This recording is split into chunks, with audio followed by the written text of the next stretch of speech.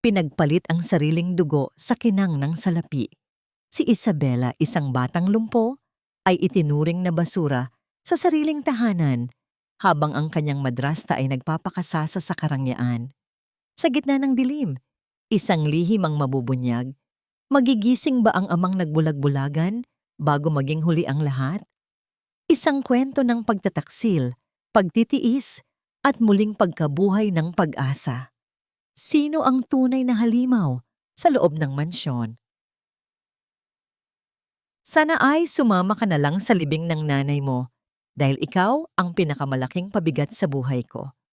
Ang mga salitang yon ay parang lason na unti-unting kumakalat sa malamig na silid, sapat na upang patigilin ang tibok ng puso ni Isabela. Sa gitna ng karangyaan ng Forbes Park Mansion, kung saan ang bawat sulok ay kumikinang sa ginto at kristal, may isang bata na ang tanging kayamanan ay ang kanyang mga pangarap na iginuhit sa papel. Nakaupo si Isabela sa kanyang mamahaling wheelchair. Ang kanyang mga binti na walang buhay ay nakabalot sa isang niniting na kumot na ginawa pa ng kanyang namayapang ina. Sa kanyang nanginginig na mga kamay, hawak niya ang isang painting, isang obra na pinagpuyatan niya sa loob ng isang linggo. Iyon ay larawan ng isang magandang babae na may ngiti ng isang anghel. Ang alay niya para sa kaarawan ni Miranda. Akala ni Isabela, sa pamamagitan ng kulay at sining, ay makikita ni Miranda ang pagmamahal na nais niyang iparamdam. Ngunit ang tanging nakita niya sa mga mata ng kanyang madrasta ay ang madilim na kislap ng puot at pandidiri. Tumunog ang marahas na pagpunit ng papel, isang tunog na tila humihiwa sa mismong kaluluwa ni Isabela. Pinanood niya ang pagbagsak ng mga piraso ng kanyang pinaghirapang sining sa sahig na parang mga tuyong dahon sa gitna ng bagyo. Hindi siya makahinga. Ang kanyang lalamunan ay nanunuyo at ang bawat hininga ay tila may kasamang bubog na sumusugat sa kanyang dibdib. Nais niyang sumigaw, nais niyang itanong kung bakit, ngunit ang tanging lumabas sa kanyang mga labi ay ang piping panginginig. Ang marahas na hakbang ni Miranda ay lumapit sa kanya. Ang amoy ng mamahaling pabango nito ay tila naging amoy ng kamatayan. You think this trash will make me love you? You are a mistake, Isabela. Isang batang lumpo na walang silbi, kundi ang ubusin ng pera at oras ng tatay mo. Look at me when I'm talking to you. Hinawakan ni Miranda ang baba ni Isabela. Ang kanyang mga kuko ay bumaon sa malambot na balat ng bata. Ang sakit sa pisngi ay wala pa sa kalahati ng sakit na nararamdaman ni Isabela sa kanyang loob. Ang kanyang paningin ay nagsimulang lumabo dahil sa mga luhang pilit niyang pinipigilan. Ang bawat patak ng luha ay isang pagkatalo, isang tanda ng kanyang kahinaan sa harap ng reyna ng kadiliman. Biglang bumukas ang pinto. Ang matikas na figura ni Alejandro ay pumasok. Ang kanyang mukha ay kasing tigas ng marmol. Dala ang aura ng isang lalaking kayang kontrolin ang mundo ng teknolohiya, ngunit hindi alam ang nangyayari sa sarili niyang tahanan. Sa isang iglap, ang mukha ni Miranda ay nagbago. Ang puot ay napalitan ng huwad na pag-aalala. Ang boses na parang kidlat ay naging kasing tamis ng pulot. "Oh, Alejandro, darling, you're home early," wika ni Miranda habang hinahaplos ang buhok ni Isabela na para bang isang mapagmahal na ina. "Naglalaro lang kami ni Isabela, but I think she's a bit tired. Sayang, napunit niya ang drawing niya dahil sa sobrang frustration sa sarili niya. It breaks my heart to see her like this." Tumingin si Alejandro sa kanyang anak, ngunit ang kanyang mga mata ay hindi bumaba sa antas ng puso. Ang nakita lamang niya ay ang kalat sa sahig at ang kanyang anak na nakayuko, hindi makapagsalita. Ang distansya sa pagitan ng mag-ama ay tila isang malalim na bangin na walang sino man ang nakakaalam kung paano tatawirin. "Isabela, you have the best doctors and the best therapists. Stop being difficult," malamig na sabi ni Alejandro. Lumapit siya at inilapag ang isang kahon sa kandungan ng bata. "I brought you the latest AI companion. It can talk to you, so you don't have to feel lonely. May meeting pa ako sa Singapore bukas, so be good to Miranda." Iniwan ni Alejandro ang silid nang hindi man lang hinahalikan ang noo ng anak. Ang tunog ng kanyang sapatos sa pasilyo ay unti-unting naglaho, kasabay ng huling pag-asa sa puso ni Isabela. Ang regalong ibinigay ng kanyang ama ay malamig na bakal at kable, isang makina para palitan ng isang yakap na kailanman ay hindi niya natanggap. Naiwan silang dalawa ni Miranda sa katahimikan na punong-puno ng panganib. Lumapit muli ang madrasta, ang kanyang labi ay nakakurba sa isang mapang-uyam na ngiti. Yumuko siya at bumulong sa tenga ni Isabela. Ang kanyang hininga ay kasing lamig ng yelo. "See, kahit ang sarili mong ama, hindi ka kayang tignan. You are invisible, Isabela." Isang anino sa bahay na ito at sisiguraduhin ko na mananatili kang ganyan hanggang sa malagutan ka ng hininga. Nang makaalis si Miranda at sumara ang pinto, tanging ang tunog ng aircon ang pumupuno sa silid. Nakatingin si Isabela sa puting dingding. Ang kanyang mga kamay ay mahigpit na nakakapit sa gulong ng kanyang wheelchair hanggang sa mamuti ang kanyang mga buko-buko. Isang tanong ang paulit-ulit na umaalingaw-ngaw sa kanyang isipan. Isang tanong na walang sagot at tila sumasakal sa kanyang pagkatao. Bakit ba ako narito kung ang tanging dala ko ay pasakit sa mga taong dapat ay nagmamahal sa akin? Sa dilim ng kanyang silid, ang munting liwanag mula sa AI robot ay nagsimulang kumislap na parang isang mata na nagmamasid sa kanyang pagdurusa. Hindi alam ni Isabela, iyon ang simula ng isang lihim na magbabago sa lahat. Ngunit sa gabing ito, ang tanging alam niya ay ang lamig ng kanyang wheelchair at ang katotohanang siya ay nag-iisa sa gitna ng karangyaan. Kailangan na nating tanggapin ang katotohanan ng Alejandro. Si Isabela ay hindi na lamang basta lumpo, siya ay unti-unti nang nawawala sa kanyang sariling kaisipan. Ang boses ni Miranda ay parang banayad na haplos ng sutla, ngunit ang bawat salita ay may dalang lason na unti-unting pumapatay sa dangal ng isang batang walang kalaban-laban. Sa loob ng malawak at malamig na opisina ni Alejandro, ang bango ng mamahaling kape at ang amoy ng lumang libro ay tila naging saksi sa isang masamang balak. Nakatayo si Miranda sa tapat ng malaking bintana. Ang kanyang refleksyon ay nagpapakita ng isang babaeng puno ng pighati, isang papel na kabisado na niyang gampanan. Tumingin si Alejandro mula sa kanyang monitor. Ang kanyang mga mata ay pagod at puno ng kalituhan. Sa harap niya ay ang mga graph ng kanyang kumpanya, mga numero na mas madali niyang intindihin kaysa sa emosyon ng kanyang sariling dugo.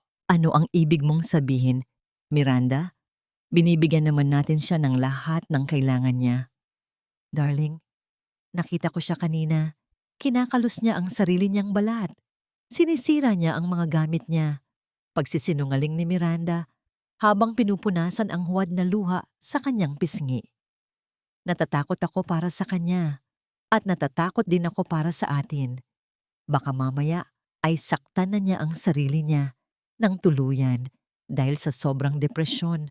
I think we need to consider a psychiatric facility for her para na rin sa ikabubuti niya. Sa kabilang dako ng mansyon, sa loob ng silid na tila naging isang gintong hawla, ang katahimikan ay bumasag ng marinig ang mahinang pagpihit ng doorknob. Pumasok si Nanay Rosa, ang matandang katulong na naging tanging takbuhan ni Isabela mula nang mamatay ang kanyang ina. May dala siyang mangkok ng mainit na lugaw.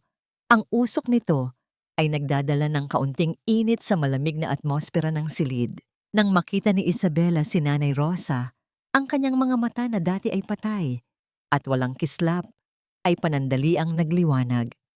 Sinubukan niyang igalaw ang kanyang mga daliri, isang senyales ng paghingi ng saklolo na tanging ang matanda lamang ang nakakaunawa. Lumapit si Nanay Rosa at dahan-dahang hinawakan ang malamig na kamay ng bata. Ang gasgas sa braso ni Isabela na gawa ni Miranda kanina ay kitang-kita sa ilalim ng liwanag ng lampuara. Huwag kang mag-alala, anak. Narito si Nanay Rosa. Bulong ng matanda, ang kanyang boses ay nanginginig sa halo-halong awa at galit. Kinuha niya ang isang kutsara ng lugaw at dahan-dahang inilapit sa labi ni Isabela. Ang bawat subo ay tila isang panalangin, isang pagtatangkang ibalik ang buhay sa isang katawang unti-unti nang sumusuko sa pighati. Ito ang munting sandali ng langit sa gitna ng impyerno ni Isabela. Ang init ng pagkain at ang magaspang ngunit mapagmahal na kamay ni Nanay Rosa ay mas mahalaga pa sa lahat ng teknolohiyang ibinigay ng kanyang ama. Sa sandaling iyon, hindi siya isang mistake o isang pabigat. Siya ay isang batang nais lamang mahalin. Ngunit ang langit ay mabilis na naglaho nang bumukas ang pinto ng malakas. Nakatayo roon si Miranda. Ang kanyang mga mata ay nanlilisik sa galit. Ang tunog ng kanyang high heels sa tiles ay parang bawat patak ng ulan sa bubong na yero bago ang isang malakas na bagyo. Anong ginagawa mo rito, Rosa? Hindi ba't sinabi ko sa iyong bawal siyang pakainin ng kahit ano nang walang pahintulot ko? Ang boses ni Miranda ay puno ng awtoridad na tila kumakatay sa dignidad ng matanda. Ma'am, nagugutom na po ang bata. Kaninang umaga pa po siya hindi kumakain. Buong tapang na sagot ni Nanay Rosa. Kahit na ang kanyang tuhod ay nanginginig na sa takot. Isang mapang-uyam na tawa ang kumawala sa mga labi ni Miranda. Lumapit siya at kinuha ang mangkok mula sa kamay ni Nanay Rosa bago ito itinapon sa basurahan ng walang pag-aalinlangan. Masyado kang nagmamarunong. Nakalimutan mo na ba ang utang na loob mo sa pamilyang ito? Sino ang nagbayad ng operasyon ng anak mo sa probinsya? Sino ang nagpapakain sa iyo? Yumuko si Nanay Rosa. Ang kanyang mga balikat ay bumagsak sa bigat ng katotohanan. Ang utang na loob, ang tanikala na nagtatali sa kanya sa bahay na ito, ang dahilan kung bakit hindi niya magawang isumbong ang lahat ng kalupitang nakikita niya. Tumingin si Miranda kay Isabela na ngayon ay nanginginig na sa takot sa kanyang wheelchair. At ikaw, batang lumpo, huwag mong isipin na may kakampi ka rito. Isang salita ko lang kay Alejandro at itatapon ka niya sa isang lugar kung saan wala nang makakarinig sa'yo kailanman. Lumabas si Miranda sa silid, ngunit bago niya isara ang pinto, lumingon siya kay Nanay Rosa na may madilim na banta. Kung gusto mong manatili ang anak mo sa kolehiyo, manahimik ka. Isara mo ang iyong mata at ang iyong bibig. Maliwanag? Naiwan ang matanda at ang bata sa gitna ng isang panibagong uri ng dilim. Tiningnan ni Nanay Rosa si Isabela at sa unang pagkakataon, nakita niya ang isang bagay na mas nakakatakot kaysa sa mga pasa sa balat ng bata. Nakita niya ang pagkawala ng pag-asa sa mga mata ni Isabela. Ang munting liwanag na naroon kanina ay tuluyan ng namatay, na-replace ng isang malamig at walang buhay na titig. Niyakap ni Nanay Rosa ang bata, ngunit ramdam niya ang paninigas ng katawan nito. Sa labas, ang langit ay nagsisimulang magdilim at ang unang patak ng ulan ay tumama sa bintana na parang mga luhang hindi na kayang ilabas ni Isabela. Ano ang gagawin mo kung ang tanging taong nagmamahal sa iyo ay iginapos din ng sarili nilang pangangailangan? Hanggang kailan kayang tiisin ng isang bata ang sakta ng mga taong dapat ay nagtatanggol sa kanya? Sa opisina ni Alejandro, pinirmahan niya ang isang dokumento na hindi niya alam ay magiging simula ng pinakamalaking pagkakamali ng kanyang buhay. Ang dokumentong maglalayo sa kanya sa kanyang anak, nang higit pa sa pisikal na distansya. Wala na si Maria Alejandro. Bakit mo pa kailangang panatilihin ang mga basurang ito sa loob ng pamamahay na ito? Ang boses ni Miranda ay matalas at walang pakundangan, na tila isang itak na pilit pumuputol sa huling hibla ng nakaraan. Sa likod ng mansyon, malapit sa hardin, kung saan dati ay masayang nagtatanim ang yumaong asawa ni Alejandro. Isang malaking apoy ang nagsisimulang lumamon sa mga tela at papel. Nakatayo roon si Miranda. Ang kanyang mga mata ay nagniningning sa tuwa habang pinapanood ang bawat piraso ng alaala ni Maria na nagiging abo at usok. Mula sa bintana ng kanyang silid sa ikalawang palapag, nakatingin si Isabela. Ang kanyang maliliit na kamay ay nakadikit sa malamig na salamin. Ang kanyang mga mata ay nanlalaki sa matinding sindak. Nakita niya ang paboritong asul na bandana ng kanyang ina, ang bandanang madalas isuot ni Maria kapag kinakantahan siya ng oyayi bago matulog. Nakita niya itong itinapon ni Miranda sa apoy at sa loob ng ilang segundo, ang kulay asul ay naging itim na uling. Ang bawat paglamon ng apoy ay parang isang kurot sa puso ni Isabela. Ang bango ng sampagita, ang halimuyak na laging dala ng kanyang ina, ay tila humahalo sa amoy ng sunog na tela. Ang bawat hibla ng usok na paitaas ay tila mga huling paalam na hindi kailanman mabibigkas ng kanyang ina. Nais niyang sumigaw. Nais niyang tumakbo pababa kahit alam niyang hindi gumagalaw ang kanyang mga binti. Ngunit ang tanging nagawa niya ay ang humikbi ng walang tunog. Ang kanyang hininga ay naging mabigat at ang kanyang dibdib ay tila binabagsakan ng malalaking bato. Sa ibaba, lumapit si Alejandro sa tabi ni Miranda. Tumingin siya sa apoy. Ang kanyang mukha ay walang emosyon, ngunit may kaunting panginginig sa kanyang mga daliri. Sigurado ka ba rito, Miranda? Iyan ang mga huling gamit na iniwan ni Maria para kay Isabela. Alejandro, darling, kailangan nating mag-move on. Ang mga gamit na ito ang nagpapanatili sa lungkot ni Isabela. Kung gusto nating gumaling ang bata, kailangan nating alisin ang mga bagay na nagpapaalala sa kanya ng kanyang kawalan.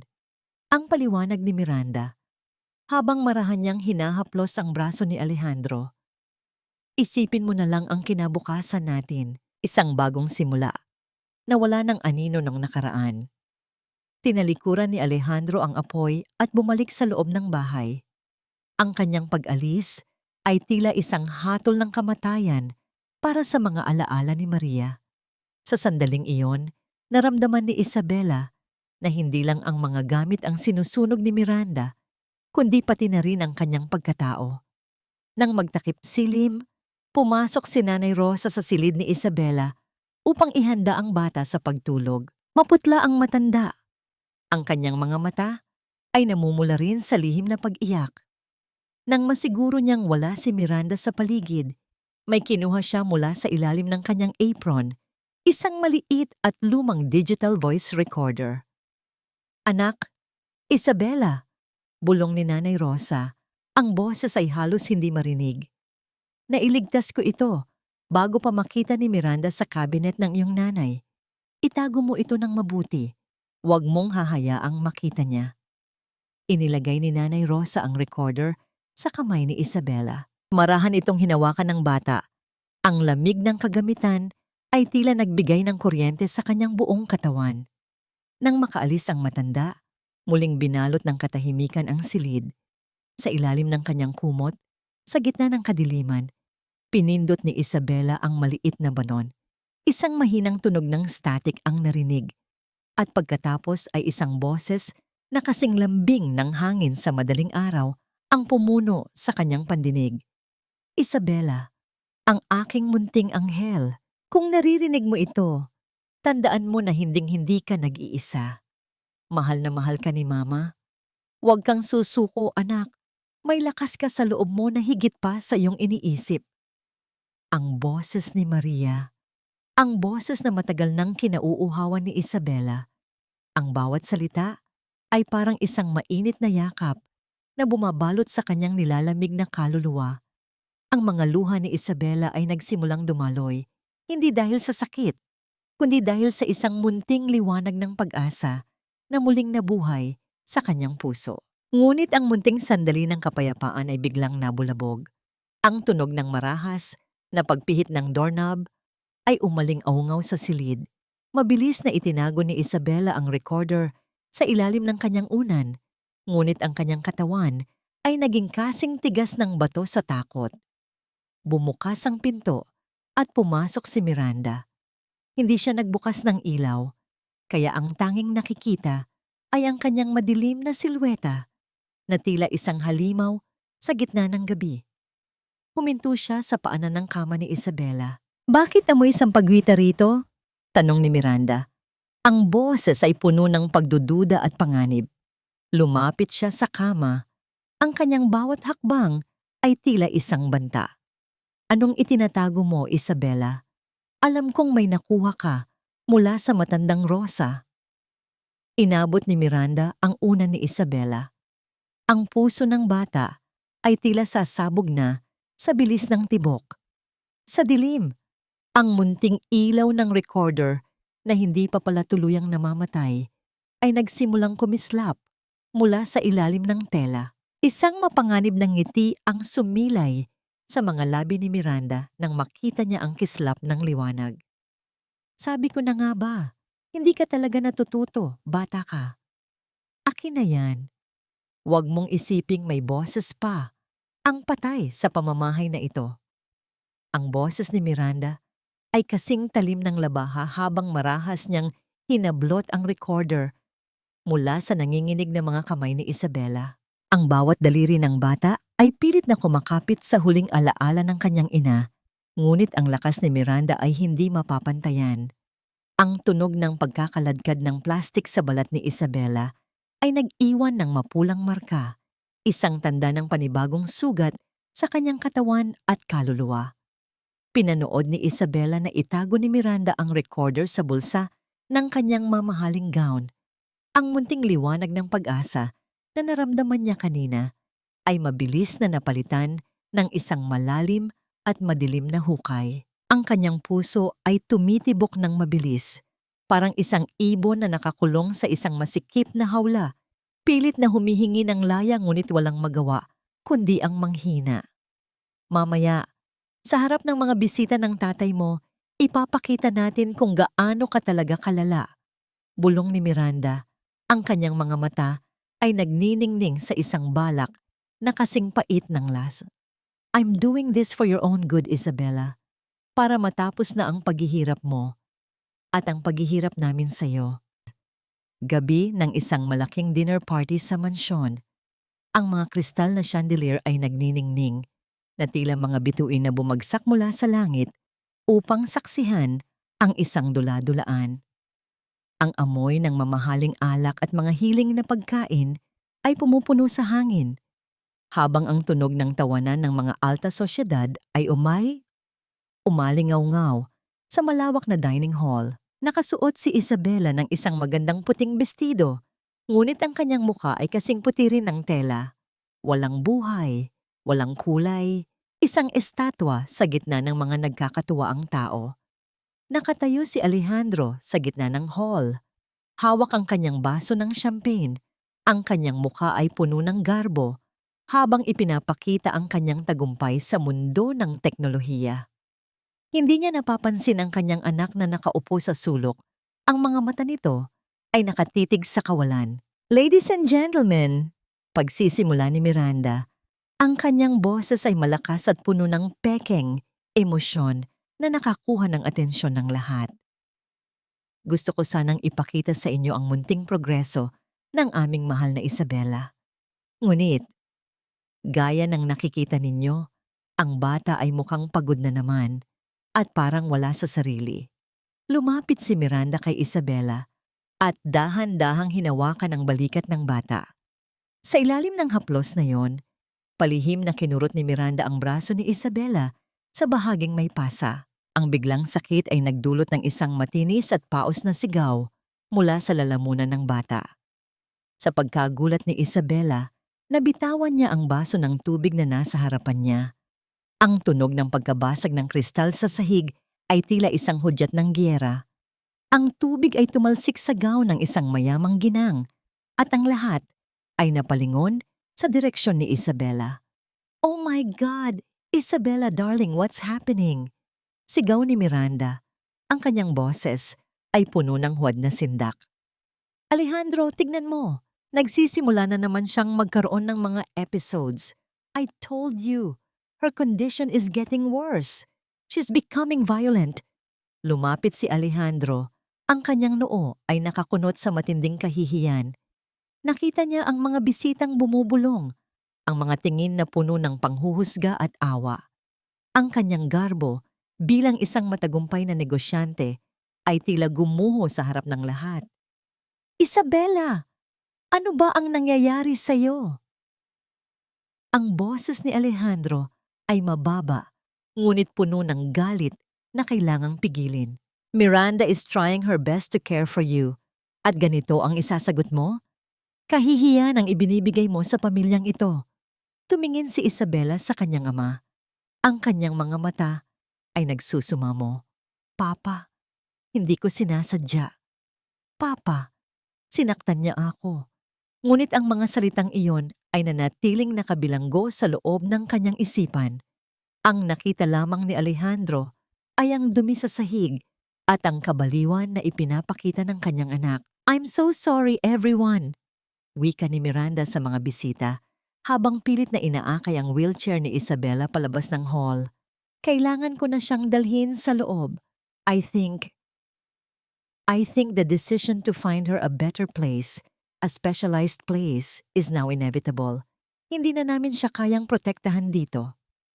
Habang itinutulak ni Miranda ang wheelchair sa madilim na pasilyo, malayo sa tawanan ng mga bisita, huminto siya sa tapat ng isang malaking salamin. Yumuko siya at tinitigan ang refleksyon ni Isabella.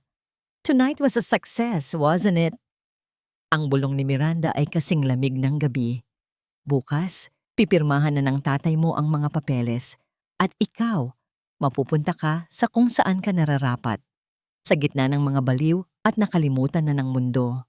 Sa loob ng kanyang silid, iniwan ni Miranda si Isabella na nakatali ang mga kamay sa wheelchair upang hindi na makapanakit. Nakatingin ang bata sa bintana kung saan ang ulan ay nagsisimula ng pumatak. Ang bawat patak ay tila isang luhang hindi na niya kayang ilabas. Ang katahimikan ay tila isang mabigat na kumot na sumasakal sa kanyang huling pag-asa. Paano mo ipaglalaban ang iyong sarili kung ang iyong boses ay ninakaw na at ang tanging taong dapat ay naniniwala sa iyo ay siya ring unang tumalikod dahil sa kahihiyan? Sa ilalim ng kanyang kama, isang munting piraso ng basag na recorder ang naiwan, isang maliit na kable na tila naghihintay ng pagkakataong muling magsalita. Ngunit sa gabing ito, tanging ang dilim ang naghahari. Isang pirma na lang, Alejandro, at matatapos na ang lahat ng paghihirap natin. Magkakaroon na ng katahimikan ang bahay na ito, at higit sa lahat, si Isabella ay mapupunta sa mga kamay na talagang makakaunawa sa kanya. Ang boses ni Miranda ay kasing lamig ng bakal ng ballpen na inilapag niya sa harap ni Alejandro. Sa loob ng malawak na study room, ang tanging maririnig ay ang mahinang pag-ikot ng aircon at ang mabigat na paghinga ni Alejandro. Nakatitig siya sa dokumento, ang voluntary commitment form para sa isang pribadong institusyong psychiatric. Ang bawat letra sa papel ay tila mga anay na kumakain sa kanyang konsensya.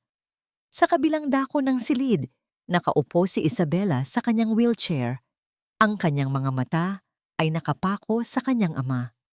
Nakikita niya ang panginginig ng mga daliri ni Alejandro. Sa loob ng kanyang isipan, nais niyang sumigaw. Papa, huwag! Huwag mo akong itapon. Ngunti ang kanyang dila ay tila naging isang pirasong kahoy na walang buhay. Ang kanyang puso ay tumitibok ng mabilis, na tila isang tambol na nagbababala ng nalalapit na sakuna. Nararamdaman niya ang malamig na pawis na dumadaloy sa kanyang likuran, at ang kanyang mga binti ay tila mas naging mabigat kaysa sa dati. Ngunit bago pa mailapat ni Alejandro ang dulo ng ballpen sa papel, ang kanyang paningin ay nahulog sa isang pilak na gamit na nasa ibabaw ng kanyang mesa. Ito ang prototype ng Neuralink AI, ang proyektong inilaan niya ng maraming taon at milyon-milyong piso, isang kagamitang nangangakong magsasalin ng mga hindi mabigkas na kaisipan tungo sa digital na datos. Wait, Miranda? Bulong ni Alejandro. Ang kanyang boses ay puno ng isang biglaang determinasyon na hinaluan ng desperasyon. Bago natin gawin ito, gusto kong gamitin ang neural link kay Isabella. I want to see what's really going on inside her head. Kung talagang wala na siyang pag-asa, gaya ng sinasabi mo, kailangang makita ko ang ebidensya sa data. Isang panandaliang pagkagulat ang dumaan sa mga mata ni Miranda na mabilis niyang itinago sa likod ng isang mapagkalingang ngiti. Darling, hindi ba't masyado pang maaga para sa human testing? Baka mas lalo lang ma-stress ang bata. Look at her. She's already trembling. I built this to help people like her, Miranda. Kung hindi ko ito magagamit sa sarili kong anak, para saan pa ang lahat ng tagumpay ko? Ang sagot ni Alejandro ay walang puwang para sa pagtanggi. Tumayo si Alejandro at lumapit kay Isabella. Sa unang pagkakataon sa loob ng mahabang panahon, hinawakan niya ang noo ng kanyang anak. Ang init ng kamay ni Alejandro ay nagdulot ng isang kuryenteng hindi maipaliwanag sa katawan ni Isabella. Dahan-dahan niyang inilagay ang pilak na headband sa ulo ng bata. Ang tunog ng paglapat ng mga sensor sa balat ni Isabella ay tila isang banayad na bulong ng pag-asa. Isabella, anak, can you hear me? Just think of anything. Think of Mama. Think of what you want to tell me. Mahinang sabi ni Alejandro. Ang kanyang boses ay bahagyang nanginginig. Sa malaking monitor sa dingding, nagsimulang lumitaw ang mga linya ng kulay. Ngunit hindi ito ang inaasahang maayos na pattern ng utak. Ang screen ay binalot ng kulay itim at lila. Mga kulay na sa algorithm ni Alejandro ay nangangahulugan ng matinding trauma, takot at kalungkutan. Biglang isang imahe ang nagsimulang mabuo sa screen, malabo at puno ng static, ngunit sapat na upang makita ang isang madilim na silueta na nakatayo sa harap ng isang batang umiiyak. Ang imahe ay sinabayan ng isang mahinang tunog, parang isang boses na nagmumula sa ilalim ng tubig. Paos, basag, ngunit malinaw na nagsasabi ng, "Sana namatay ka." Na lang, napatayo si Miranda. Ang kanyang mukha ay biglang naging maputla na tila isang bangkay. Alejandro, interference lang yan. Ang system mo ay nagkakaroon ng glitches dahil sa mga gamot na iniinom ni Isabella. It's not real. Humarap si Alejandro sa monitor. Ang kanyang mga mata ay nanlalaki sa gulat at pagdududa. Ang datos na nakikita niya ay hindi kasinungalingan. Ang AI ay hindi marunong mag-imbento ng emosyon. Binabasa lamang nito ang nararamdaman ng user. At ang nararamdaman ni Isabella sa sandaling iyon ay isang takot na mas matindi pa sa kamatayan. Glitches? Ulit ni Alejandro. Ang kanyang boses ay naging kasing lamig ng yelo. Tiningnan niya si Isabella, na ngayon ay nakatitig sa monitor na may mga luhang dumadaloy sa kanyang pisngi. Ang bawat patak ng luha ay tila isang pagsusumamo na sa wakas ay narinig na. Lalapit sana si Miranda upang tanggalin ang headset, ngunit hinarangan siya ni Alejandro. "Huwag mong hahawakan yan, Miranda. I want to see everything. I want to see what my daughter has been hiding or what has been hidden from me." Ang atmosfera sa silid ay naging kasing bigat ng isang bagyong paparating. Ang tunog ng mabilis na pagtibok ng puso ni Isabella ay narinig sa buong silid sa pamamagitan ng mga speaker ng AI system. Lub-dub, lub-dub, lub-dub. Isang tunog ng isang taong tumatakbo para sa kanyang buhay habang nakaupo sa isang wheelchair. Sino ang tunay na baliw sa bahay na ito? Ang batang hindi makapagsalita o ang amang nagbulag-bulagan sa katotohanang nasa harap na niya? Isang bagong imahe ang lumitaw sa screen, isang drawing ng isang munting bulaklak na tinatapakan ng isang sapatos na may mataas na takong. Ang sapatos na kasalukuyang suot ni Miranda. "Hindi glitch ang nakikita ko, Miranda. Ang sakit ay hindi nagkakamali." Ang boses ni Alejandro ay parang isang mabigat na hatol na umalingaw-ngaw sa loob ng silid. Nakatitig pa rin siya sa monitor, kung saan ang mga kulay ay tila naging isang madilim na dagat ng pighati. Ang AI ay hindi lamang nagbabasa ng datos, ito ay nagbubukas ng isang bintanang matagal nang ipininid. Ang bawat kurba ng linya sa screen ay tila bawat luhang pilit na ibinalik ni Isabela sa kanyang mga mata sa loob ng maraming buwan. Dahan-dahang lumapit si Alejandro sa monitor. Ang kanyang mga daliri ay nanginginig habang sinusubukang hawakan ang imahe ng durog na bulaklak. Ang sapatos na ito, Miranda, hindi ba't ito ang suot mo nung kaarawan mo? Ang araw na sinabi mong masayang-masaya si Isabela. Isang mapait na tawa ang kumawala sa mga labi ni Miranda, isang tunog na puno ng kaba, ngunit pilit na itinatago sa likod ng pagiging arogante. Alejandro, darling, stop this madness. You are overworking. Ang system na ito ay bago pa lang. It's picking up your guilt, not her reality. You feel bad because you're never here. Kaya ang AI ay nag-iimbento ng mga imahe para bigyan ka ng dahilan na sisihin ako. Don't let a machine ruin our family. Lumingon si Alejandro kay Isabela. Ang bata ay nakayuko. Ang kanyang mga balikat ay nanginginig sa bawat paghikbi na walang tunog. Ang neural link ay biglang nag-flash ng isang bagong imahe. Isang maliit na batang nakakulong sa isang basong kristal, pinapanood ang mundo habang unti-unting nauubusan ng hangin. Sa ilalim ng mesa, may napansin si Alejandro. Isang maliit at punit na piraso ng papel na tila itinago sa pagitan ng mga kable. Yumuko siya at kinuha ito. Ang tunog ng paglapat ng kanyang mga daliri sa papel ay tila isang hudyat ng muling pagkabuhay ng katotohanan. Ito ay isang drawing ng isang halimaw na may mahahabang kuko nakatayo sa ibabaw ng isang batang naka-wheelchair. Ang mukha ng halimaw ay may suot na maskara. Isang maskara na kamukhang kamukha ng magandang mukha ni Miranda. Isabela, ikaw ba ang gumuhit nito? Mahinang tanong ni Alejandro. Ang kanyang boses ay puno ng isang sakit na hindi kayang gamutin ng kahit anong yaman. Tumingala si Isabela. Ang kanilang mga mata ay nagtagpo. Ang mga mata ng isang amang nagising mula sa isang mahabang panaginip at ang mga mata ng isang anak na matagal nang sumisigaw sa dilim. Sa unang pagkakataon, hindi lumayo ang tingin ni Isabela. Ang neural link sa monitor ay biglang nagpakita ng isang kulay ginto, isang munting kislap sa gitna ng kadiliman. Isang golden moment ang nabuo sa gitna ng tensyon. Dahan-dahang itinaas ni Isabela ang kanyang kamay, ang kanyang mga daliri ay nanginginig habang sinusubukang abutin ang kamay ni Alejandro. Nang maglapat ang kanilang mga balat, naramdaman ni Alejandro ang init ng buhay ng kanyang anak. Isang init na mas totoo pa sa lahat ng teknolohiyang binuo niya. Ang AI monitor ay nagpakita ng isang imahe ng dalawang kamay na magkahawak. At ang tunog ng tibok ng puso ni Isabela sa speaker ay naging mas kalmado, mas payapa. Ngunit ang kapayapaang iyon ay mabilis na winakasan ni Miranda. Enough of this theater!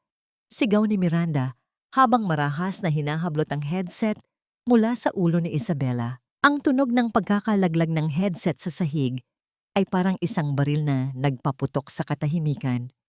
Alejandro, kung mas pipiliin mong maniwala sa isang makina at sa isang batang may diferensya sa isip kaysa sa asawa mo, fine. Pero tandaan mo, ako lang ang nag-alaga sa kanya habang busy ka sa pagpapayaman. Humarap si Miranda kay Isabela. Ang kanyang mga mata ay nanlilisik sa isang babala na tanging ang bata lamang ang nakakaalam. Gusto mo talagang magsalita, ha? Sige. Tignan natin kung hanggang saan ang tapang mo. Mabilis na lumabas si Miranda ng silid. Ang tunog ng kanyang marahas na paglalakad ay umalingaw-ngaw sa pasilyo. Naiwan si Alejandro at Isabela. Tiningnan ni Alejandro ang punit na drawing at ang kanyang anak. Alam niyang may kailangan siyang gawin, ngunit alam din niyang ang katotohanan ay may dalang panganib. Anak, patawarin mo ako. Bulong ni Alejandro habang niyayakap ang kanyang anak sa unang pagkakataon pagkatapos ng maraming taon. Hindi ko hahayaang saktan ka pa niya muli. Ngunit sa labas ng silid, si Miranda ay may hawak ng telepono.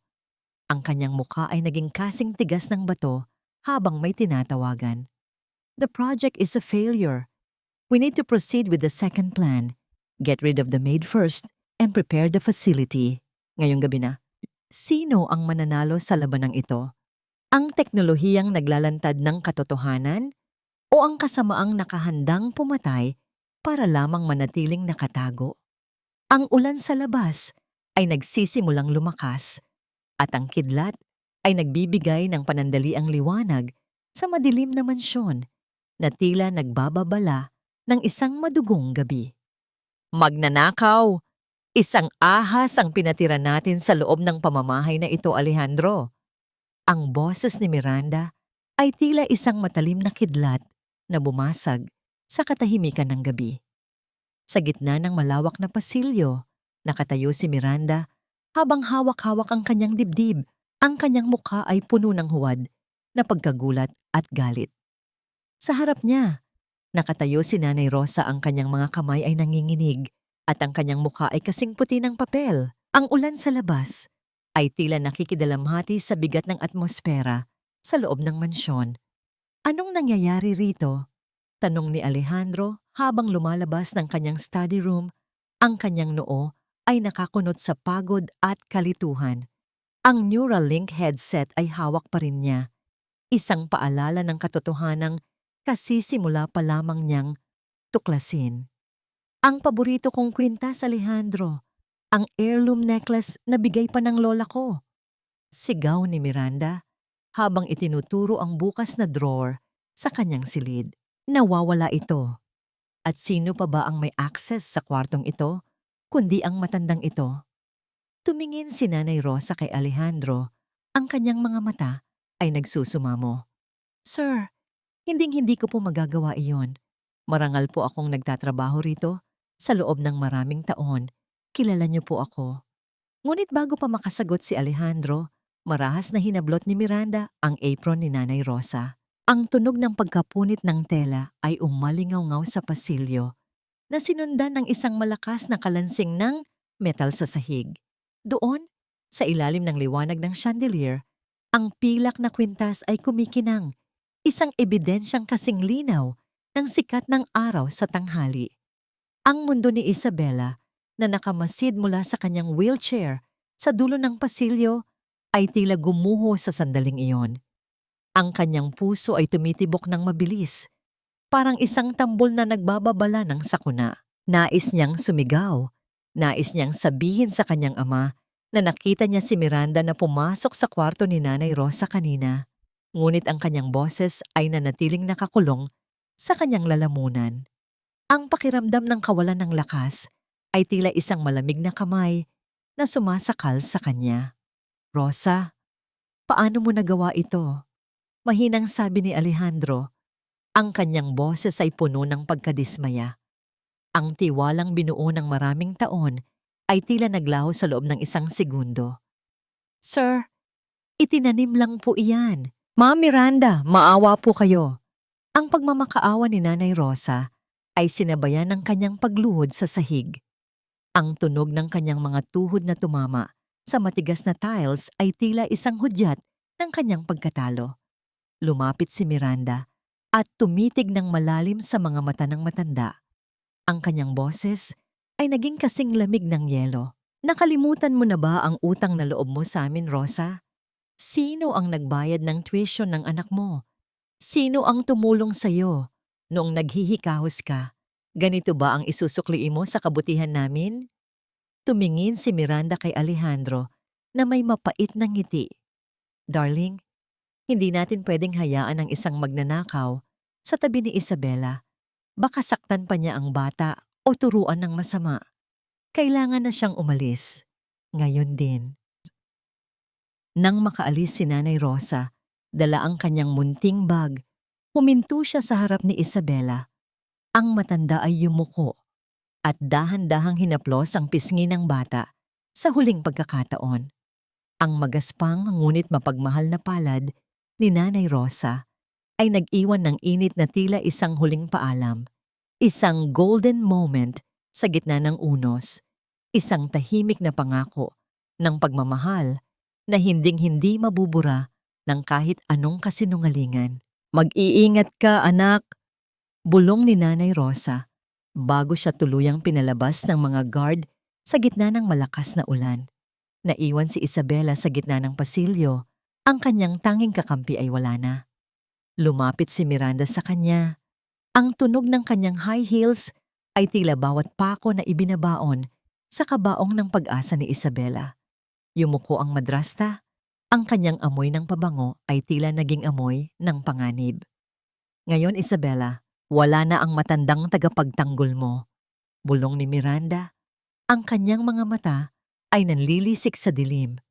At ang tatay mo?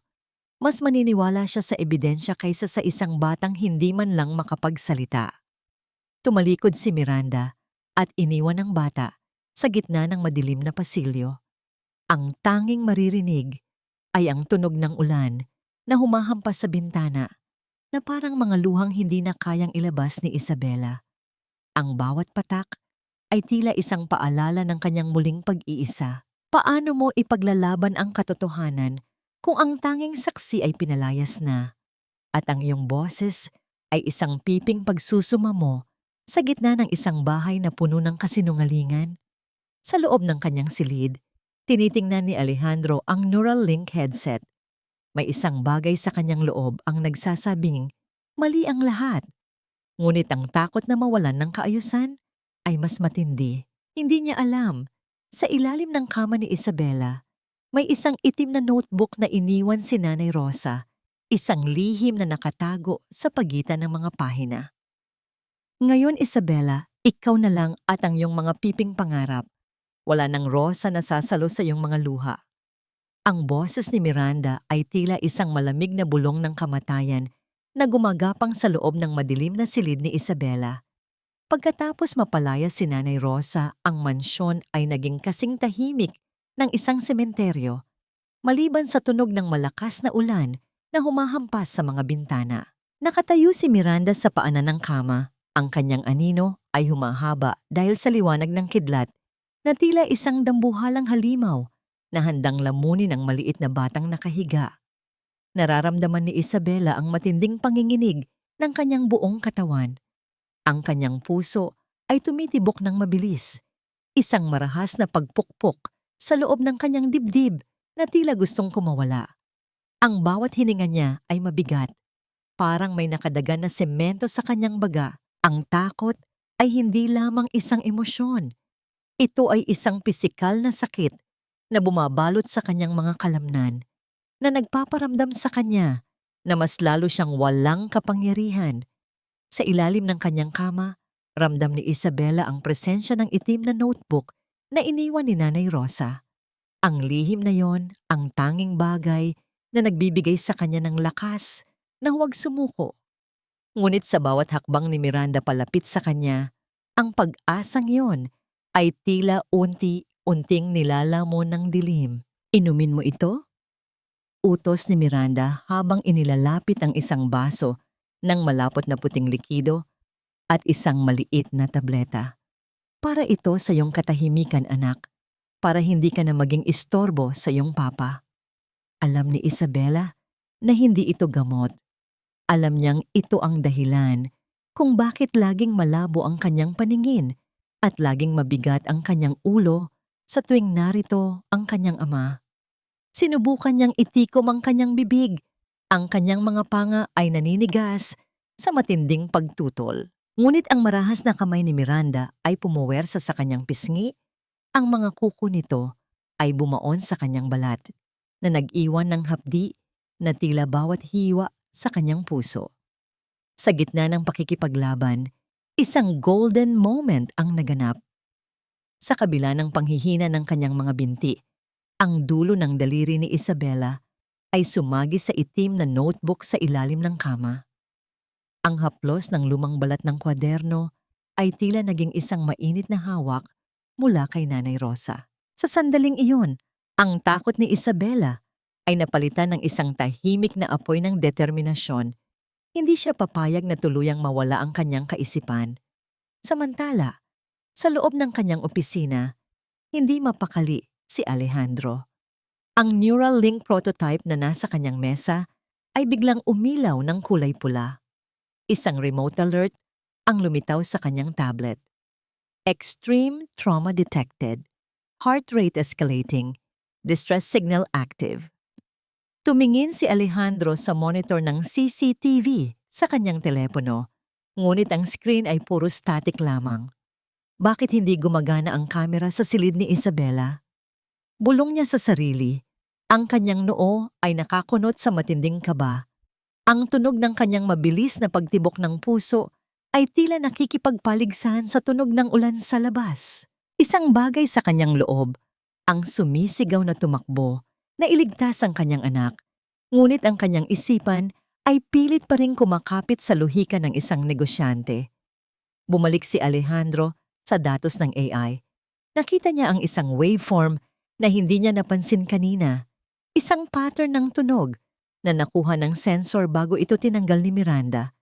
In-amplify niya ang audio. Sa pamamagitan ng kanyang mamahaling speaker, ang boses ni Miranda ay narinig ng malinaw. Malayo sa tamis na ipinapakita nito sa harap niya. Isang batang baliw, walang maniniwala sa'yo. Ang baso ng kape sa kamay ni Alejandro ay dahan-dahang namulas at humalik sa sahig.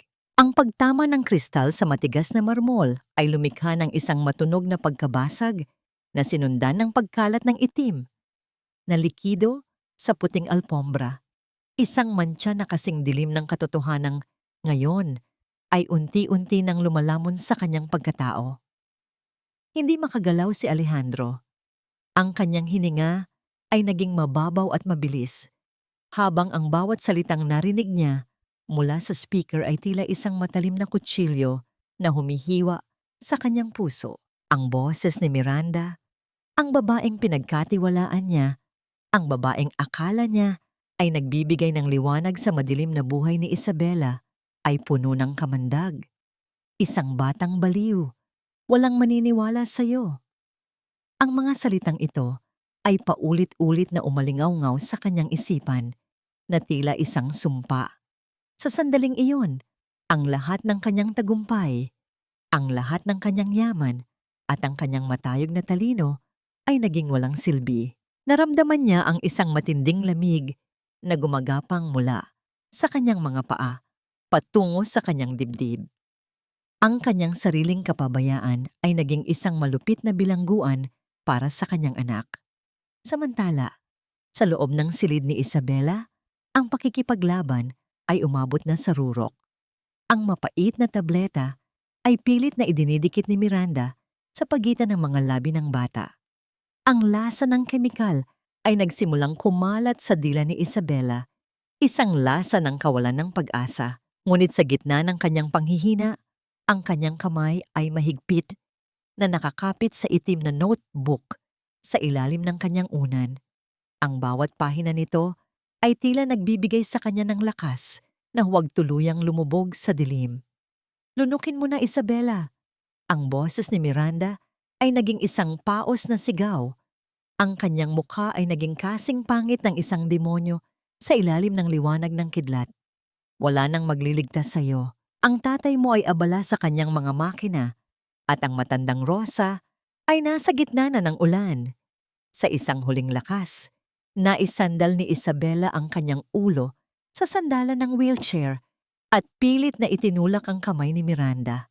Ang tableta ay tumalsik sa kung saan at ang baso ng tubig ay nabitawan ni Miranda na nagresulta sa pagkabasa ng bestido ni Isabela. Ang lamig ng tubig ay nagdulot ng isang matinding panginginig sa katawan ng bata. Ngunit ang kanyang mga mata ay nanatiling nakatitig ng matapang sa kanyang madrasta. Sa labas ng pinto, narinig ni Alejandro ang tunog ng pagkabasag ng baso. Ang kanyang puso ay tila tumigil sa pagtibok. Sa isang iglap, ang kanyang takot ay napalitan ng isang nagbabagang galit. Isang galit na hindi para sa iba, kundi para sa kanyang sarili. Tumakbo siya patungo sa silid ni Isabela. Ang bawat hakbang niya sa pasilyo ay tila isang paghiling ng tawad sa bawat segundo ng kanyang pagbulag-bulagan. Nang marating niya ang pinto, pilit niya itong pinihihit, ngunit ito ay nakalak mula sa loob.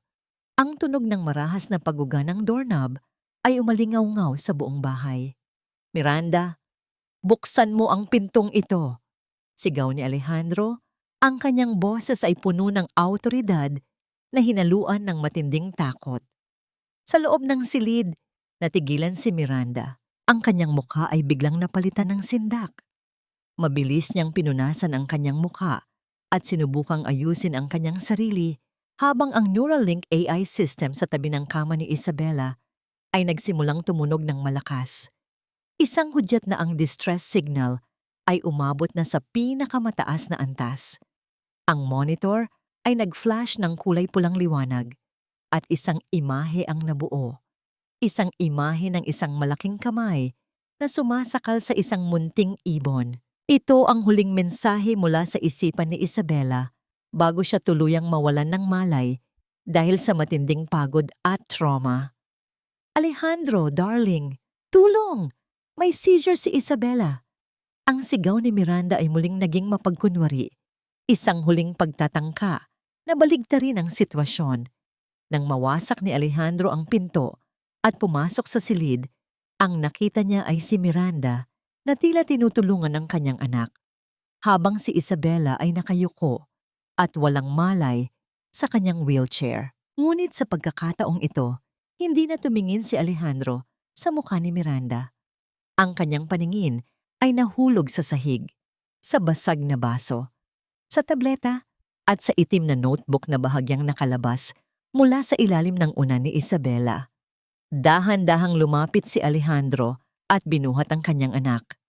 Ang gaan ng katawan ni Isabela ay tila isang sampal sa kanyang mukha, isang paalala na ang kanyang anak ay unti-unti nang naglalaho sa ilalim ng kanyang sariling bubong. Hinarap niya si Miranda. Ang kanyang mga mata ay naging kasing tigas ng pinatigas na bakal. Ang katahimikan ni Alejandro ay mas nakakatakot kaysa sa kahit anong sigaw. "Hindi na siya magkakaroon ng seizure sa bahay na ito, Miranda," bulong ni Alejandro. Ang boses ay mababa, ngunit puno ng panganib. "Dahil ang tunay na sakit sa bahay na ito ay ikaw." Hubarin mo na ang iyong maskara, Miranda, dahil ang bawat hibla ng iyong kasinungalingan ay sunog na sa harap ng katotohanan. Ang boses ni Alejandro ay hindi na ang boses ng isang negosyante. Ito ay boses ng isang amang nagising mula sa isang mahabang bangungot. Habang karga niya ang walang malay na katawan ni Isabela, naramdaman niya ang init ng munting hininga ng anak sa kanyang leeg, isang hiningang kay tagal niyang binaliwala. Ang bigat ni Isabela ay tila isang pasanin ng buong mundo, isang paalala na ang bawat pagkakataong hindi niya ito niyakap ay naging pagkakataon para sa kalupitan. Nakatayo si Miranda sa gitna ng silid. Ang kanyang mga mata ay lumalakbay mula sa mukha ni Alejandro patungo sa Neuralink monitor na kumikislap pa rin ng kulay pula. Ang kanyang paghinga ay naging mabilis at ang kanyang mga daliri ay pilit na inaayos ang kanyang nagulong buhok. Sa isang sandali, sinubukan niyang ibalik ang kanyang mapagkalingang tinig, ngunit ang bawat salita ay tila nabubulok na bago pa man lumabas sa kanyang bibig. "Alejandro, you are not thinking straight. Ang data na yan ay manipulado. I committed my life to this family, to you, and to that girl who hates me." Ang sigaw ni Miranda ay hinaluan ng isang pilit na hikbi. "Isasakripisyo mo ba ang lahat ng binuo natin para sa isang ilusyon ng makina?" Hindi kumikibo si Alejandro. Dahan-dahan na niyang inihiga si Isabela sa kama na tila isang mamahaling kristal na ayaw niyang mabasag. Sa kanyang pagyuko, napansin niya ang itim na notebook na bahagyang nakalabas sa ilalim ng unan. Kinuha niya ito at ang tunog ng pagbukas ng mga pahina ay tila bawat hagupit ng katotohanan sa kanyang mukha. Sa loob nito, nakasulat ang bawat petsa, bawat oras, at bawat uri ng parusang ginawa ni Miranda, mga tala na iniwan ni Nanay Rosa bago siya pinalayas. Isang golden moment ang namuo nang makita ni Alejandro ang isang munting drawing sa huling pahina ng notebook. Isang drawing ni Isabela, dalawang stick figure na magkahawak ang kamay sa ilalim ng isang malaking puno na may nakasulat na Papa sa ilalim ng isa. Ang mga luha ni Alejandro ay pumatak sa papel na nagdulot ng pagkalat ng tinta. Isang tanda ng kanyang pagsisisi na huli na, ngunit totoo. I didn't just build a machine, Miranda. I built a mirror. Bulong ni Alejandro habang hinarap ang asawa. Inilabas niya ang kanyang telepono at pinindot ang isang button. Sa lahat ng smart screen sa buong mansyon, maging sa mga screen ng mga security guards sa labas, ang audio recording ng pagmamalupit ni Miranda ay nagsimulang tumunog ng paulit-ulit. Ang tunog ng boses ni Miranda na puno ng puot ay umaling-awngaw sa bawat sulok ng bahay. Ang mga katulong na dati ay nagtatago sa takot ay nagsimulang lumabas sa pasilyo. Ang kanilang mga mata ay nakapako sa kanilang amo. Ang maskara ni Miranda ay tuluyan ng gumuho. At ang nakita ng lahat ay ang mukha ng isang babaeng lamon ng sariling kasamaan. You think you won? Ang boses ni Miranda ay naging kasing pait ng lason. The company, Alejandro. The investors. Kung malalaman nila na ang pamilya mo ay ganito kagulo, ang stock price mo ay babagsak sa lupa. Sisirain kita kasama ko. Tumawa si Alejandro, isang tawang puno ng pait at kalayaan. Let it burn, Miranda. Mas gusto ko pang maging mahirap kasama ang anak ko kaysa mamuhay sa isang palasyong binuo sa itaas ng kanyang mga luha. Lalapit sana ang mga security guards upang hawakan si Miranda, ngunit mabilis siyang tumakbo patungo sa kanyang kwarto. Ang tunog ng kanyang marahas na pagtakbo sa pasilyo ay tila isang babala na hindi pa tapos ang laban. Habang yakap ni Alejandro si Isabela, narinig niya ang boses ni Miranda na sumisigaw mula sa kabilang kwarto. Kung hindi ako ang magiging reyna ng bahay na ito, walang sino man ang makikinabang. Isang hudyat ng alerto ang tumunog sa Neuralink system. System overload. Security breach. Main server deletion initiated. Napagtanto ni Alejandro na sinusubukan ni Miranda na burahin ang lahat ng ebidensya at sirain ang Neuralink prototype. Ang tanging paraan upang muling makapagsalita si Isabela sa pamamagitan ng AI. Ang takot ay muling bumangon sa dibdib ni Alejandro. Hindi lang ang kanyang kumpanya ang nakataya, kundi ang boses ng kanyang anak. Anak, gumising ka. Please, gumising ka.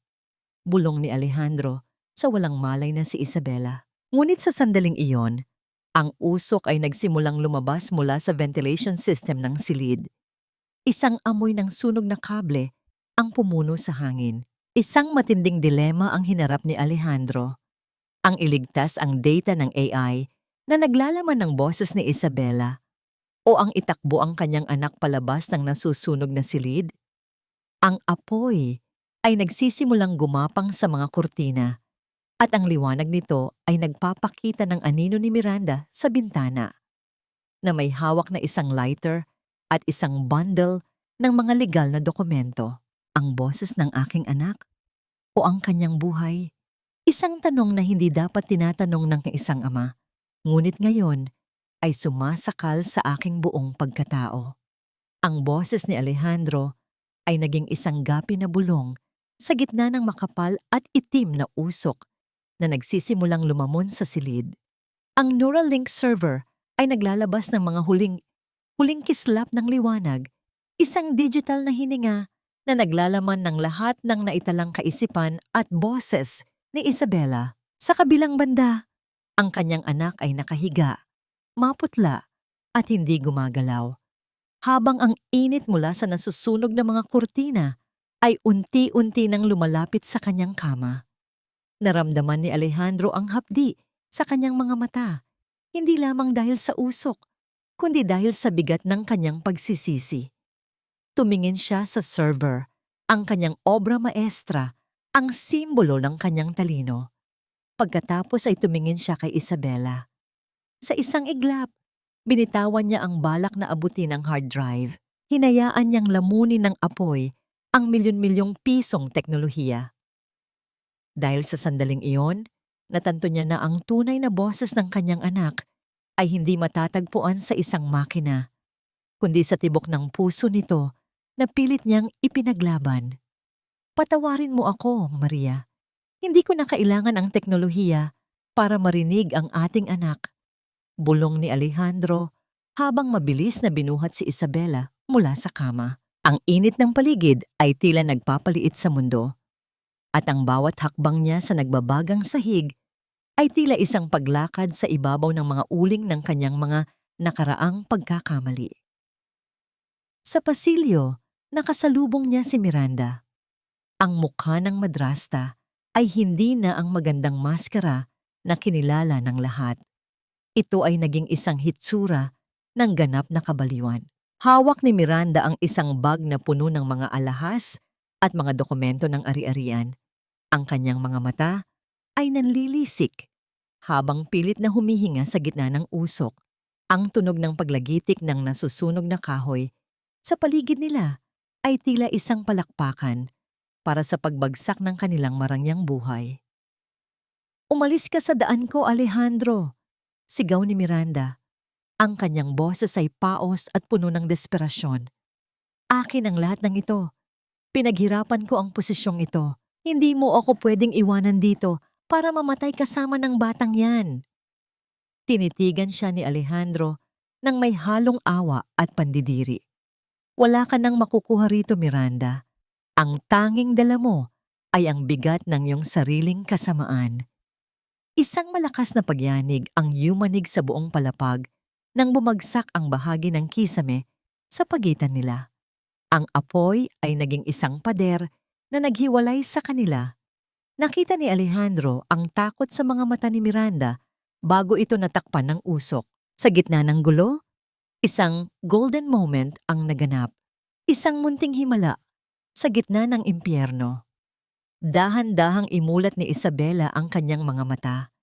Sa kabila ng panghihina, nakita niya ang mukha ng kanyang ama na malapit sa kanya, puno ng uling at pawis, ngunit punong-puno ng pagmamahal.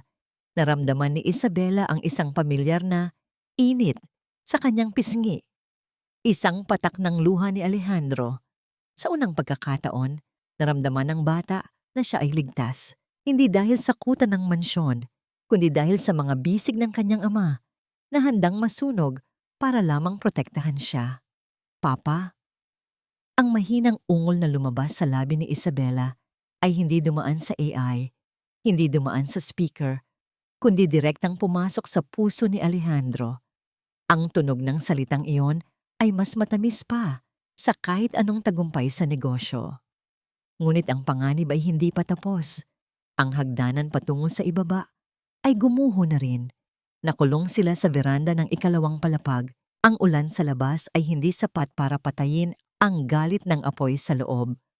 Nakatingin si Alejandro sa ibaba, kung saan ang mga bumbero at ang mga guard ay nagsisimula ng maglatag ng safety net, ngunit ang usok ay mabilis nang sumasakal sa kanila.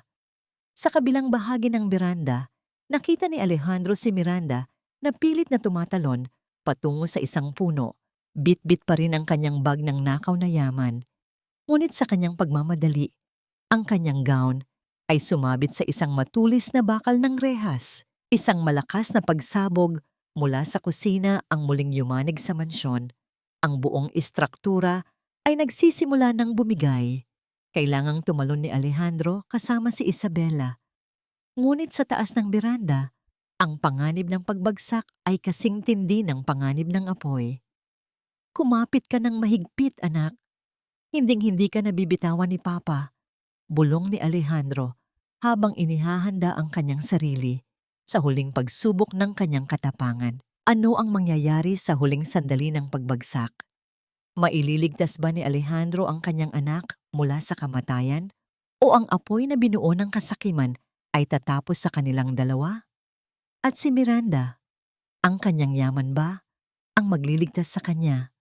O ito ang magiging pabigat na hihila sa kanya pababa? Ang tunog ng sirena ng ambulansya ay humahalo sa ingay ng ulan, habang ang anino ng dalawang tao ay nakatayo sa dulo ng nasusunog na palasyo. Walang halaga ang lahat ng gintong ito kung ang kapalit ay ang huling hininga ng aking anak. Ang boses ni Alejandro ay naging isang gapi na panalangin sa gitna ng nagngangalit na apoy. Habang nakatayo siya sa dulo ng beranda, nararamdaman niya ang init na humahaplos sa kanyang likuran. Tila isang dambuhalang kamay na pilit silang itinitulak patungo sa kawalan. Mahigpit niyang niyakap si Isabela. Ang ulo ng bata ay nakabaon sa kanyang dibdib. Pilit na ikinukubli mula sa makapal at itim na usok na sumasakal sa paligid. Ang bawat tibok ng puso ni Alejandro ay tila isang tambol na nagbibigay ng huling babala. Sa kabilang bahagi, si Miranda ay nagpupumiglas.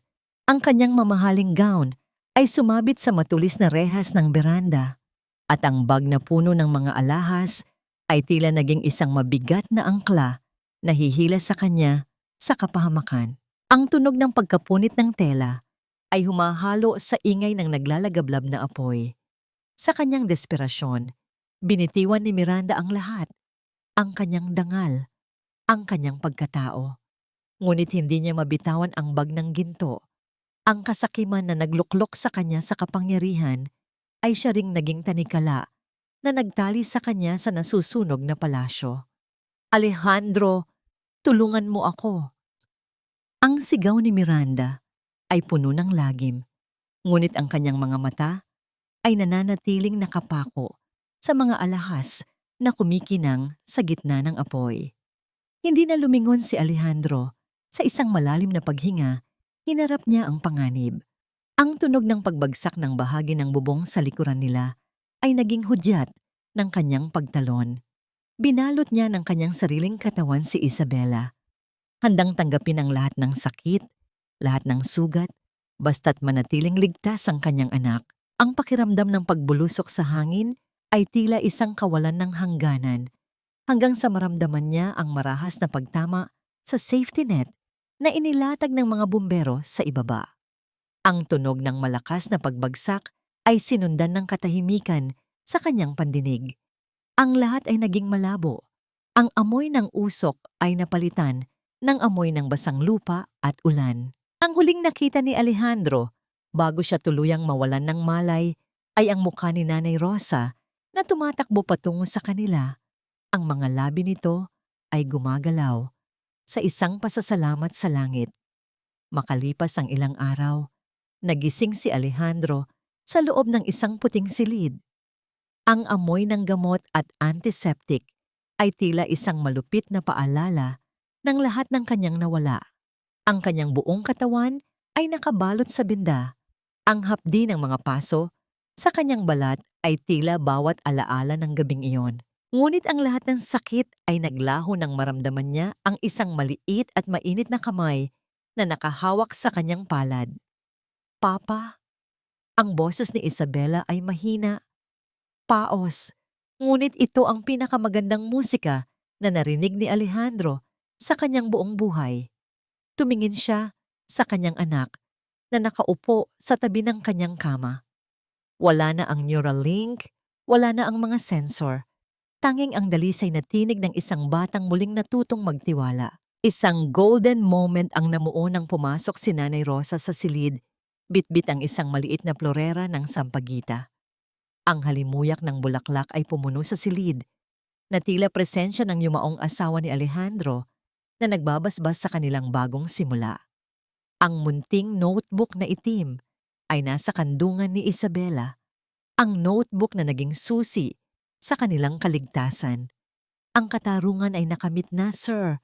Bulong ni Nanay Rosa. Ang kanyang mga mata ay nagniningning sa luha ng kagalakan. Si Miranda ay nasa ilalim na ng kustodya ng mga pulis. Ang lahat ng ebidensya sa notebook at ang mga audio recording na naisalba ng iyong mga tauhan ay sapat na para mabulok siya sa loob ng bilangguan. Nalaman ni Alejandro na sa gabi ng sunog, ang kasakiman ni Miranda ang naging mitya ng kanyang pagbagsak. Dahil sa pagtanggi niyang bitawan ang bag ng mga alahas, huli na nang mailigtas siya ng mga bumbero mula sa veranda. Ang kanyang mukha, na dati ay kanyang ipinagmamalaki, ay nag-iwan ng mga permanenteng marka ng apoy. Isang panlabas na anyo na ngayon ay tumutugma sa kapangitan ng kanyang kalooban. Nawala ang kanyang yaman, ang kanyang kalayaan, at ang kanyang pangalan sa lipunan. Ngunit para kay Alejandro, ang tunay na tagumpay ay wala sa pagbagsak ni Miranda. Ito ay nasa bawat ngiti ni Isabela. Ang kanyang mansyon ay naging abo, ang kanyang kumpanya ay dumaranas ng krisis, ngunit naramdaman niya ang isang uri ng yaman na kailanman ay hindi niya nabili ng pera, ang yaman ng kapayapaan. Patawarin mo ako, anak, dahil hinayaan kong maging bulag ang aking puso. Bulong ni Alejandro habang pinupunasan ng luha sa pisngi ni Isabela. Tumango ang bata at sa unang pagkakataon, ang kanyang mga mata ay hindi na nagpapakita ng takot. Ang neural link ay maaring nasunog, ngunit ang koneksyon ng kanilang mga puso ay mas matibay pa sa anumang kable o algorithm. Gayunpaman, sa gitna ng katahimikan, isang kumatok sa pinto. Isang opisyal ng pulisya ang pumasok. May dalang isang maliit at bahagyang sunog na digital device. Sir Alejandro, may na-recover po kami sa server room bago ito tuluyang gumuho. Mukhang may isang huling mensahe na hindi pa ninyo naririnig. Ang kaba ay muling gumapang sa dibdib ni Alejandro. Ano pa kaya ang itinatagong lihim ni Miranda? O ito ba ay isang mensahe mula sa nakaraan na hindi pa handang magpahinga? Ang pinakamalakas na boses ay hindi matatagpuan sa kabili ng teknolohiya, kundi sa bulong ng isang pusong nagpapatawad. Ang boses ni Alejandro ay naging isang panginginig na himig sa loob ng tahimik na silid ng ospital habang hawak niya ang bahagyang sunog na digital device. Ang ulan sa labas ay humupa na at ang sikat ng araw ay nagsisimulang pumasok sa bintana na nagbibigay ng gintong liwanag sa mukha ni Isabela. Ang bata ay mahimbing na natutulog. Ang kanyang mga daliri ay nakakapit pa rin sa laylayan ng kumot ni Alejandro. Tila natatakot na sa sandaling bumitaw siya ay muling maglalaho ang kanyang ama. Isinaksak ng technician ang device sa isang laptop. Ang tunog ng pag-andar ng cooling fan ng computer ay tila isang mabilis na pagtibok ng puso sa gitna ng katahimikan. Sa screen, lumitaw ang isang file na may petsang bago pa mamatay si Maria. Isang video na sadyang itinago sa pinakamalalim na bahagi ng main server. Isang file na sinubukang burahin ni Miranda ng maraming beses ngunit hindi nagtagumpay dahil sa security encryption na ginawa ni Maria bago siya pumanaw. Nang mag-play ang video, ang mukha ni Maria ay pumuno sa screen. Maputla siya, ngunit ang kanyang mga mata ay nagniningning sa isang uri ng pag-ibig na walang katapusan. Alejandro, mahal ko. Pagsisimula ni Maria, ang kanyang boses ay parang isang banayad na haplos sa kaluluwa ni Alejandro. Kung pinapanood mo ito, marahil ay wala na ako. Alam kong magiging mahirap ang buhay para sa inyo ni Isabela. At alam ko ring darating ang panahon na maliligaw ka sa iyong sariling tagumpay. I saw how Miranda looked at our wealth. Alejandro, babala ito para sa iyo. Huwag mong hahayaang mabulag ang iyong puso ng teknolohiya. Ang boses ng ating anak ay hindi kailangan ng AI para marinig. Kailangan lang nito ng isang amang marunong makinig.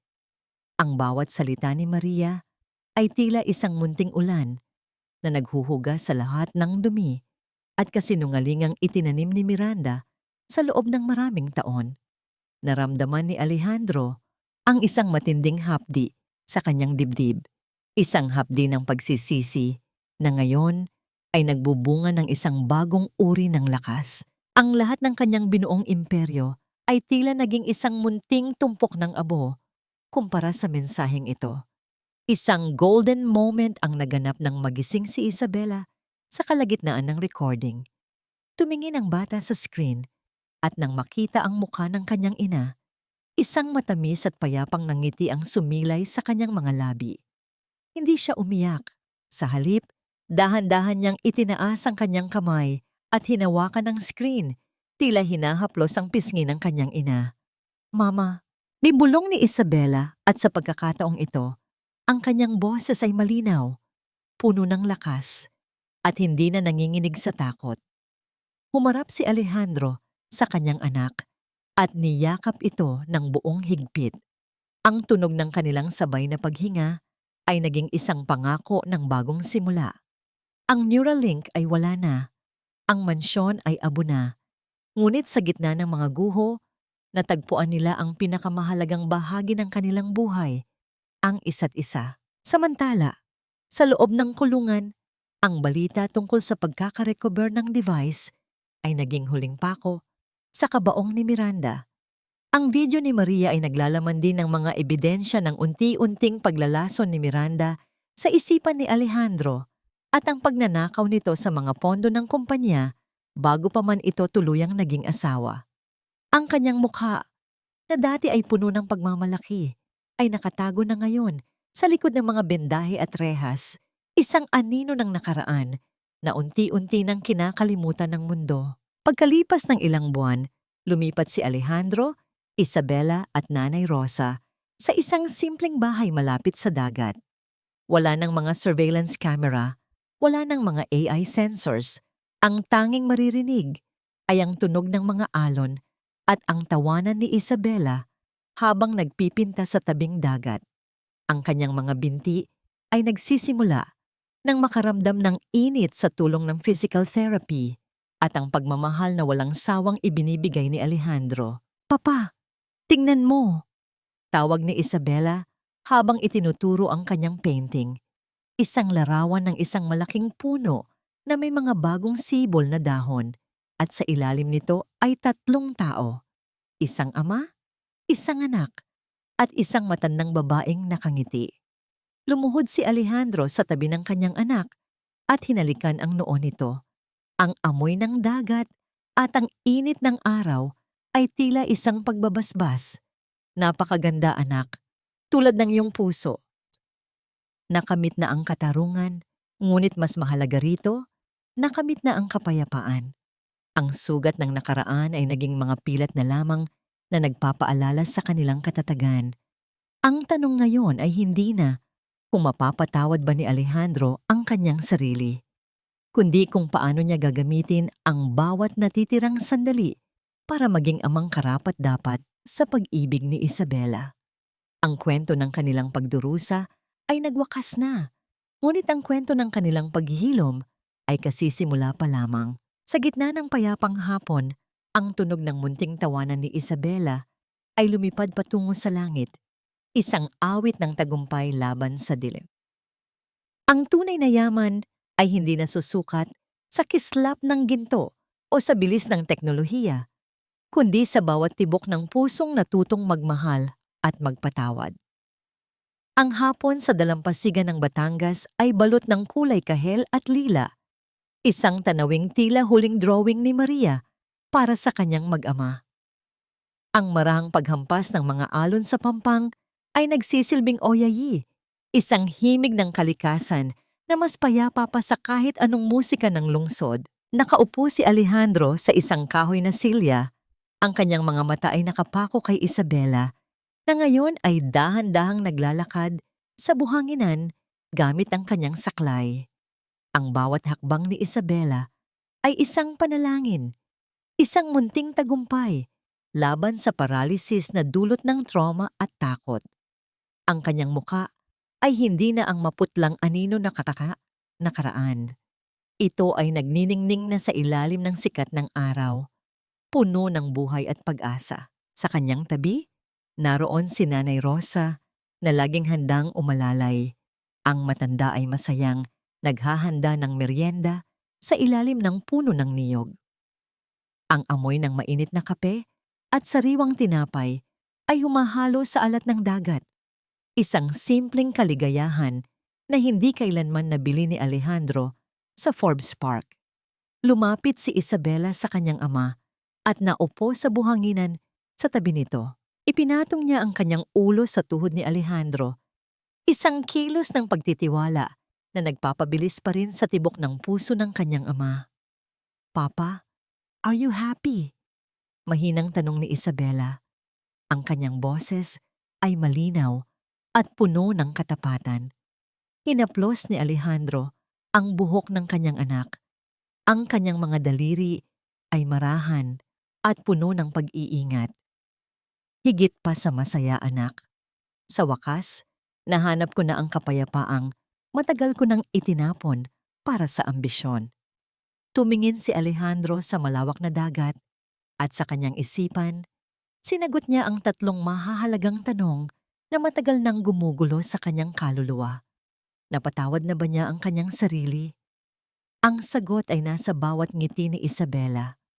Alam niyang ang pilat ng kanyang pagkukulang ay mananatili, ngunit ang bawat segundong inilalaan niya para sa kanyang anak ay isang paraan ng paghuhugas sa kanyang nakaraan. Ang pagpapatawad ay hindi isang kaganapan, kundi isang mahabang paglalakbay na kasalukuyan na niyang tinatahak.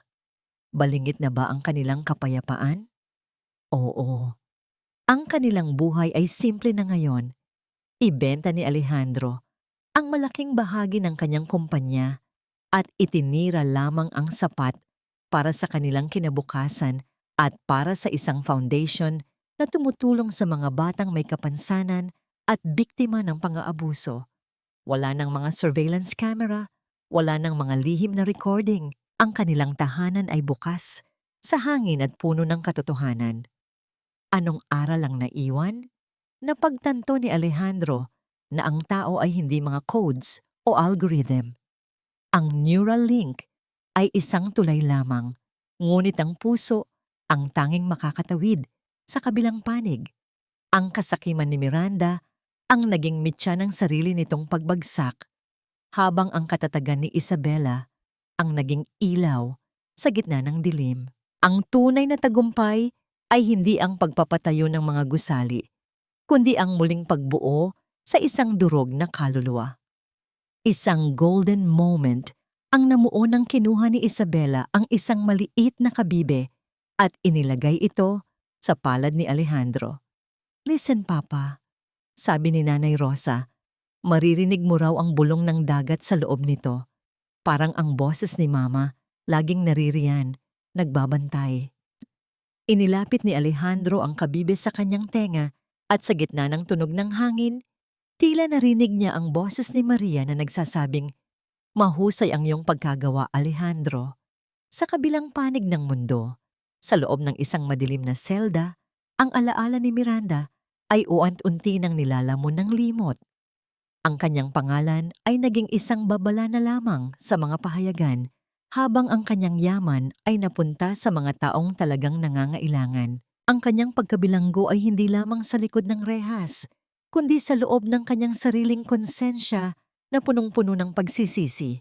Habang lumulubog ang araw, naglakad ang mag-ama pabalik sa kanilang munting bahay. Ang anino nila sa buhangin ay mahaba at magkadikit, isang simbolo ng isang ugnayang hindi na kailanman mababasag ng kahit anong kasinungalingan. Ang kwento ni Alejandro at Isabela ay hindi na isang kwento ng trahedya, kundi isang awit ng muling pagsilang. Ang teknolohiya ay maaaring makalimutan, ang mga mansyon ay maaaring maging abo, ngunit ang pag-ibig ng isang ama at ang katatagan ng isang anak ay mananatiling nakaukit sa mga bituin. Sa gitna ng katahimikan ng gabi, ang munting liwanag sa kanilang bintana ay nagsisilbing parola, isang tanda na kahit sa pinakamadilim na gabi, laging may bukas na naghihintay para sa mga taong marunong muling magmahal.